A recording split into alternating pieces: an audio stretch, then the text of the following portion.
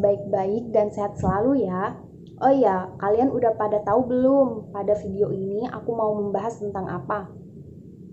Yaps, betul. Kali ini aku mau membahas tentang materi teori asal mula negara. Sebelum saya menjelaskan tentang materi asal mula negara, izinkan saya untuk memperkenalkan diri saya terlebih dahulu. Baik, perkenalkan, nama saya Sri Wulandari dari kelas Ilmu Negara Hukum D dengan nomor induk mahasiswa 2101111000086. Baik, tanpa berlama-lama lagi dan meminimalisir waktu, kita langsung saja dalam pembahasan materi tentang teori asal mula negara. Menurut kalian, apa sih yang dimaksud dengan negara? Ya, negara adalah organisasi kekuasaan berdaulat dengan tata pemerintah yang melaksanakan tata tertib di salah satu daerah atau orang-orang di daerah tertentu. Terus, bagaimana sih teori asal mula negara ya? Teori asal mula negara dibagi menjadi dua macam, yaitu yang pertama teori spekulatif dan yang kedua adalah teori historis. Di dalam teori spekulatif terdapat 7 teori di dalamnya, yaitu teori perjanjian masyarakat, teori teokratis, teori kekuatan, teori patriarkal, teori organis, teori patrimonial, dan yang terakhir teori alamiah.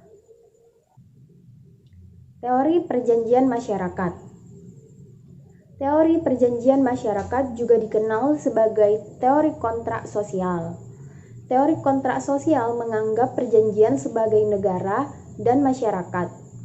Menurut Jean-Jacques Rousseau, menjelaskan jika keadaan masyarakat sebelum terbentuknya negara adalah hidup secara individual, bebas, dan sederajat. Pemerintah dibentuk dan ditentukan oleh yang berdaulat, yaitu seluruh rakyatnya. Teori teokratis. Teori teokratis atau teori ketuhanan merupakan sebuah sistem politik yang pada praktik menjalankan pemerintahannya berpegangan pada kedaulatan Tuhan. Secara fundamental, teokratis memang dititik beratkan pada wakil Tuhan dan pimpinan umat. Teokratis meyakini jika negara terbentuk karena adanya Tuhan. Teori kekuatan. Teori kekuatan, teori yang mengatakan bahwa manusia yang membentuk negara dengan mengadakan perjanjian dengan masyarakat dengan tujuan mempertahankan hak-haknya adalah teori kekuasaan atau teori kekuatan.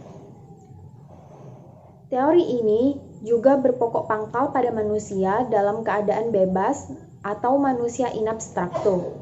Penganut teori ini adalah Jean-Luc Montesquieu dan Jean-Jacques Rousseau. Teori patriarkal. Teori patriarkal menjelaskan bahwa sistem sosial yang menempatkan laki-laki sebagai pemegang kekuasaan utama dan mendominasi dalam peran kepemimpinan politik, otoritas sosial, hak sosial, dan penguasaan properti. Namun, pada masa sekarang ya teman-teman, sudah banyak wanita yang bisa menjadi penguasa karena wanita juga bisa berperan meniru seorang laki-laki, sedangkan laki-laki tidak bisa berperan sebagai wanita. Oke, lanjut.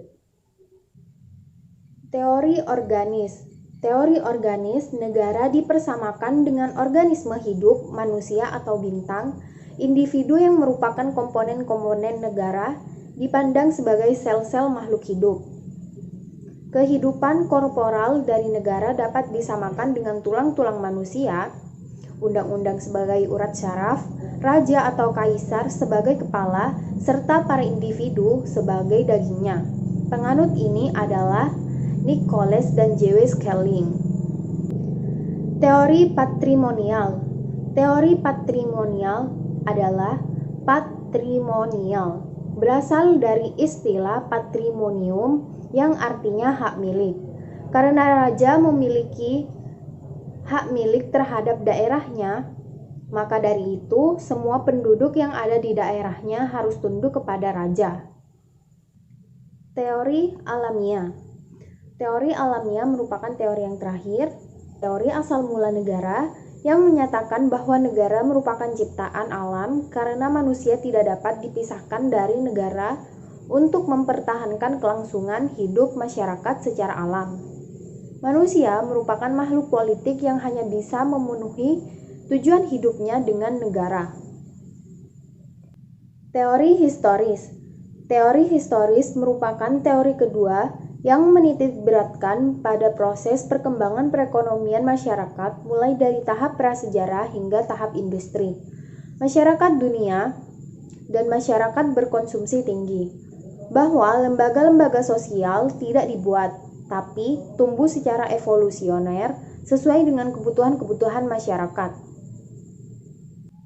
Oke teman-teman, gimana nih? Udah pada ngerti belum sama penjelasan yang aku kasih tadi? Jika belum mengerti, kalian bisa mencari atau searching di Google atau komen di bawah sini. Nanti saya akan balas jika saya ada waktu. Baik, kita akhiri saja pertemuan kita kali ini. Mohon maaf jika ada salah kata atau salah perbuatan dalam membuat video ini. Jangan lupa like, komen, dan subscribe, karena like dan komen dan subscribe kalian itu sangat penting bagi saya. Sekian, terima kasih. Dadah.